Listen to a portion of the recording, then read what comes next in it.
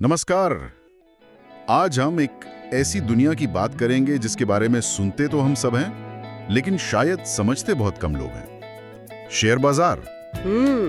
हमारे पास कुछ बहुत ही अच्छी जानकारी है जो इस विषय की बुनियाद को समझने में हमारी मदद करेगी। बिल्कुल। अक्सर जब हम स्टॉक मार्केट के बारे में सुनते हैं तो दिमाग में वो कंफ्यूजिंग चार्ट्स आते हैं, मुश्किल आंकड़े और टीवी पर चिल्लाते हुए एक्सपर्ट्स।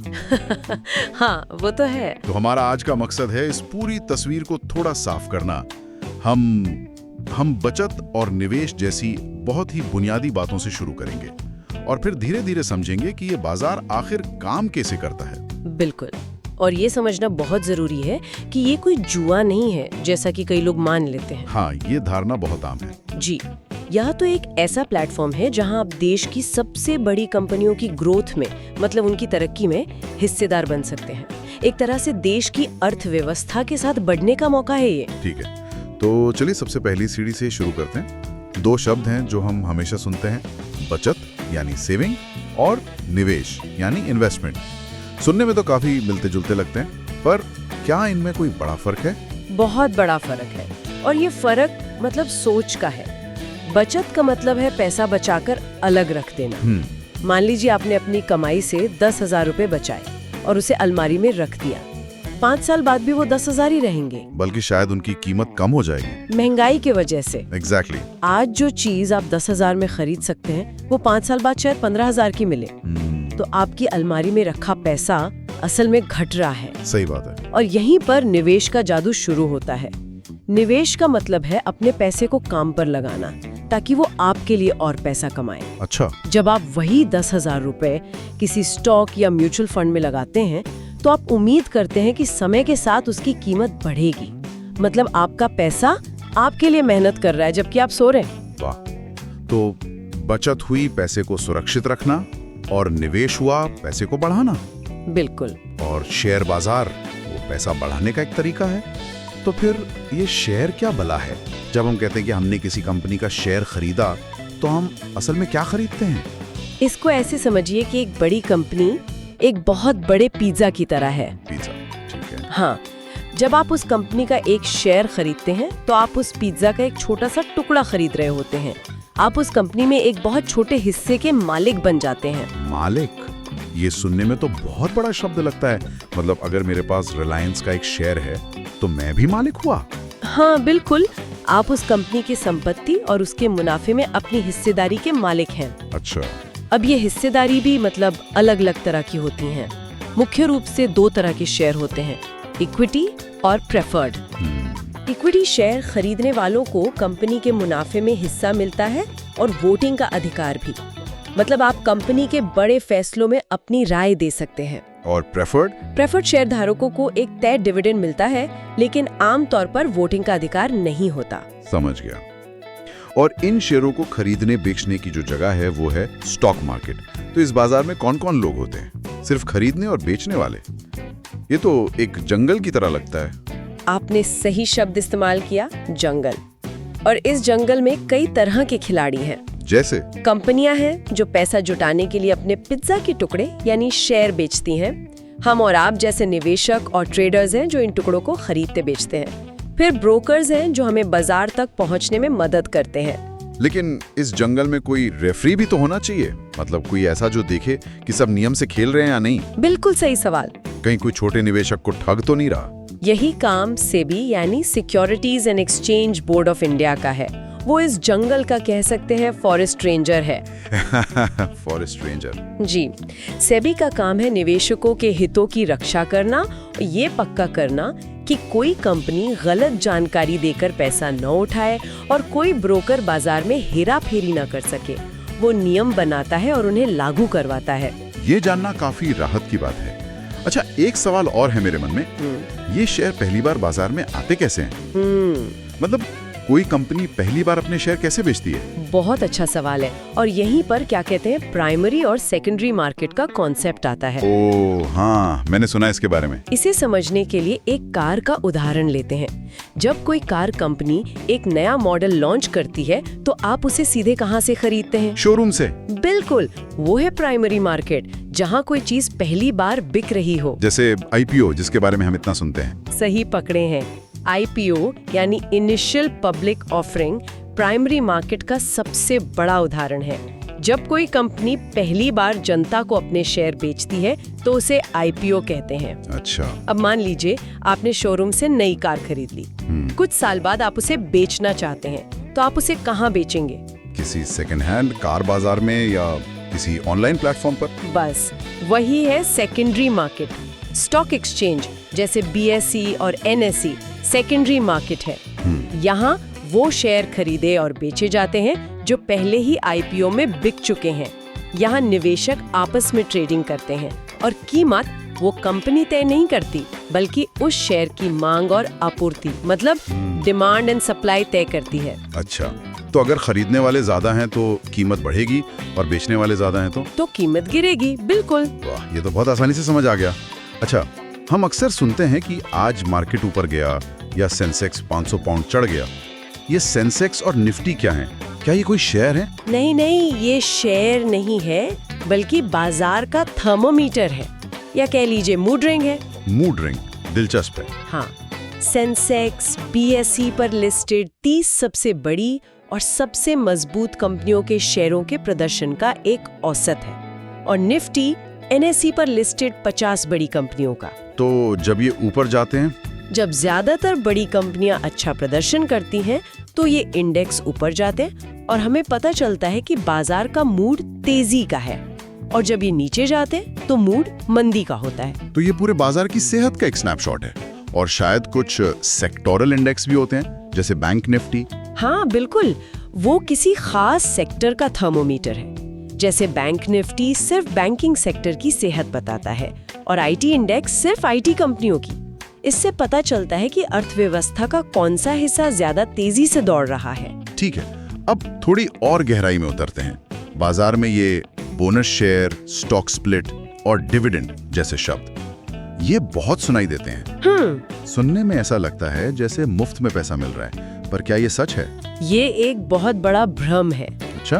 बोनस शेयर का मतलब है कंपनी अपने मौजूदा शेयर धारकों को कुछ अतिरिक्त शेयर मुफ्त में देती है, लेकिन इससे आपकी जेब में तुरंत कोई नया पैसा नहीं आता। मतलब? मान लीजिए आपके पास 100 रुपए के 10 शेयर हैं, तो आपकी कुल संपत्ति हुई 1000 रुपए। ठीक है। अब अगर 1:1 का बोनस मिला तो आपके पास 20 शेयर हो जाएंगे, लेकिन हर शेयर की कीमत घटकर 50 रुपए हो जाएगी। आपकी संपत्ति अब भी 1000 रुपए ही है। अरे, तो फिर फायदा क्या हुआ? ये तो बस 1 का 10 करने जैसा हुआ, पर कीमत वही की वही। इसका असली फायदा मनोवैज्ञानिक और लॉन्ग टर्म होता है। बोनस शेयर देना इस बात का संकेत है कि कंपनी को अपने भविष्य पर भरोसा है कि वो ग्रोथ कर रही है। जी। दूसरा, शेयर की कीमत कम होने से वो छोटे निवेशकों के लिए ज्यादा आकर्षक हो जाता है, जिससे बाजार में उसकी लिक्विडिटी बढ़ती है। अच्छा। ये एक तरह से कंपनी का अपने निवेशकों को शाबाशी देने का तरीका है। लेकिन हाँ, डिविडेंड एक असली फायदा है, क्योंकि वो कंपनी के मुनाफे का हिस्सा है जो सीधे आपके बैंक खाते में आता है। समझ गया। और एक शब्द जो मैंने बहुत सुना है वो है डाइवर्सिफिकेशन। कहते हैं कि don't put all your eggs in one basket. बिल्कुल वही है। क्या ये वही चीज है? बिल्कुल। सोचिए, अगर आपने अपना सारा पैसा सिर्फ एक ही कंपनी के शेयर्स में लगा दिया और किसी वजह से वो कंपनी डूब गई तो सारा पैसा डूब जाएगा। हाँ, डाइवर्सिफिकेशन का मतलब है अपने निवेश को अलग अलग कंपनियों, अलग अलग सेक्टर्स और अलग अलग एसेट्स में बांट देना। जैसे कुछ आईटी में, कुछ बैंकिंग में। बिल्कुल, कुछ फार्मा में, कुछ पैसा स्टॉक्स में, कुछ गोल्ड में। इससे आपका जोखिम कम हो जाता है। अगर एक सेक्टर अच्छा नहीं भी कर रहा तो दूसरा आपके पोर्टफोलियो को संभाल लेगा। ठीक है, तो एक बार जब कोई ब्रोकर चुन लेता है और डीमैट अकाउंट भी तैयार है, तब असली खेल शुरू होता है। कब खरीदें, कब बेचें। और शायद इसी सवाल का जवाब ढूंढने के लिए ट्रेडर्स एक खास टूलकिट का इस्तेमाल करते हैं जिसे टेक्निकल एनालिसिस कहते हैं। ये नाम सुनते डर लगता है? डरने की बात नहीं है। ये असल में बाजार के मनोविज्ञान को चार्ट्स की भाषा में पढ़ने की कोशिश है। बाजार के मनोविज्ञान को? हाँ, टेक्निकल एनालिसिस का मूल सिद्धांत ये है कि किसी शेयर की कीमत में उससे जुड़ी सारी जानकारी, अच्छी या बुरी, पहले से ही शामिल होती है और कीमतें अक्सर एक ट्रेंड में चलती हैं। और इसके लिए वो चार्ट्स का इस्तेमाल करते हैं। मैंने कैंडलस्टिक्स चार्ट्स के बारे में सुना है, वो क्या होते हैं? कैंडलस्टिक चार्ट सबसे मजेदार होते हैं। आप एक मोमबत्ती की तरह सोचिए। हर कैंडल एक दिन या एक घंटे की कहानी बताती है। कहानी? जी, अगर कैंडल हरी है तो मतलब उस अवधि में कीमत बढ़कर बंद हुई, अगर लाल है तो कीमत घटकर बंद हुई। उसकी जो मोटी बॉडी है वो बताती है कि कीमत शुरू कहाँ से हुई और खत्म कहाँ हुई। और वो ऊपर नीचे पतली लाइन? वो पतली बत्तियां या विक्स दिखाती हैं कि उस दौरान कीमत सबसे ऊपर और सबसे नीचे कहाँ तक गई थी। तो एक ही कैंडल पूरे दिन की लड़ाई बता देती है खरीदारों और बेचने वालों के बीच। बिल्कुल। और इन चार्ट्स पर कुछ पैटर्न भी बनते हैं, है ना? मैंने हेड एंड शोल्डर्स पैटर्न के बारे में सुना है। सुनने में तो शैम्पू के ऐड जैसा लगता है। बिल्कुल, और ये उतना ही आसान है।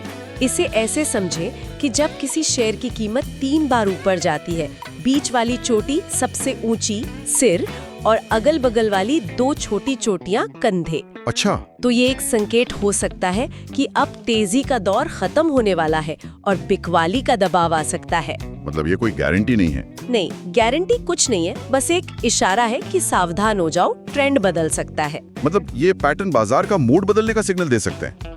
इनके अलावा कुछ इंडिकेटर्स भी होते हैं, जैसे मूविंग एवरेज। हाँ, इंडिकेटर्स गणितीय फॉर्मूला होते हैं। मूविंग एवरेज सबसे सरल और सबसे ज्यादा इस्तेमाल होने वाला इंडिकेटर है। यह पिछले कुछ दिनों जैसे 50 दिन या 200 दिन की औसत कीमत को दिखाता है। इसका काम है रोज के छोटे मोटे उतार चढ़ाव को स्मूथ करके एक साफ ट्रेंड दिखाना।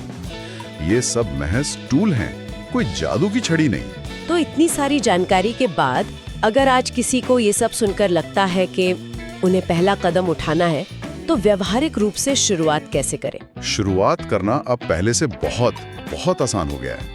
सबसे पहला और जरूरी कदम है एक डीमैट और ट्रेडिंग अकाउंट खुलवाना। Demat account? हाँ, डीमैट अकाउंट आपके बैंक खाते जैसा है, बस उसमें पैसे की जगह आपके शेयर इलेक्ट्रॉनिक रूप में रखे जाते हैं और ट्रेडिंग अकाउंट से आप उन शेयरों को खरीद और बेच सकते हैं। और ये कहाँ खुलता है? यह आप किसी भी स्टॉक ब्रोकर के पास खुलवा सकते हैं। आजकल ज़रोधा, ग्रो, एंजल वन जैसे कई डिस्काउंट ब्रोकर्स हैं। हाँ, इनके नाम तो सुने, जो बहुत कम फीस में ऑनलाइन अकाउंट खोलने की सुविधा देते हैं। या फिर HDFC सिक्योरिटीज, ICICI डायरेक्ट जैसे फुल सर्विस ब्रोकर्स भी हैं, जो सलाह भी देते हैं, पर उनकी फीस थोड़ी ज्यादा होती है। प्रक्रिया कितनी मुश्किल है? क्या बहुत सारे कागजात लगते हैं? बिल्कुल नहीं, अब सब कुछ ऑनलाइन है। आपको बस पैन कार्ड, आधार कार्ड, बैंक स्टेटमेंट और एक फोटो सिग्नेचर की जरूरत होती है। 10-15 मिनट में प्रक्रिया पूरी हो जाती है। बस जी, और 1-2 दिन में आपका अकाउंट चालू हो जाता है। एक बार अकाउंट खुल गया तो आप अपने बैंक से उसमें पैसे ट्रांसफर करके अपना पहला शेयर खरीद सकते हैं। वाह। यहाँ तक कि IPO में अप्लाई करना भी अब UPI के जरिए बस कुछ क्लिक्स का काम रह गया है। तो हमने बचत के एक सरल विचार से शुरुआत की और टेक्निकल चार्ट पैटर्न की दिलचस्प दुनिया तक का सफर तय किया। ये तो साफ है कि शेयर बाजार उतना डरावना नहीं है जितना लगता है, बस इसे समझने की जरूरत है। बिल्कुल, और ये जानकारी केवल पहला कदम है। असली सीख तो अनुभव से ही मिलती है। शुरुआत हमेशा छोटी रकम से करनी चाहिए और लगातार सीखते रहना चाहिए। अच्छी किताबें पढ़ना, सफल निवेशकों की रणनीतियों को समझना, ये सब बहुत मददगार होता है। ज्ञान ही इस बाजार में आपका सबसे बड़ा हथियार है। अंत में एक विचार छोड़कर जाते हैं। हमने देखा कि बाजार में तेजी मतलब बबल अक्सर लालच के वजह से आती है और गिरावट यानी करेक्शन वो डर और घबराहट में बिकवाली की वजह से। सही बात है। तो ये एक बहुत ही दिलचस्प सवाल खड़ा करता है, क्या निवेश में किसी कंपनी की बैलेंस शीट और आंकड़ों को समझने से ज्यादा जरूरी बाजार में मौजूद लाखों लोगों की सामूहिक भावना और मनोविज्ञान को समझना है? शायद असली खेल नंबरों का नहीं, भावनाओं का है। इस पर जरूर सोचिएगा।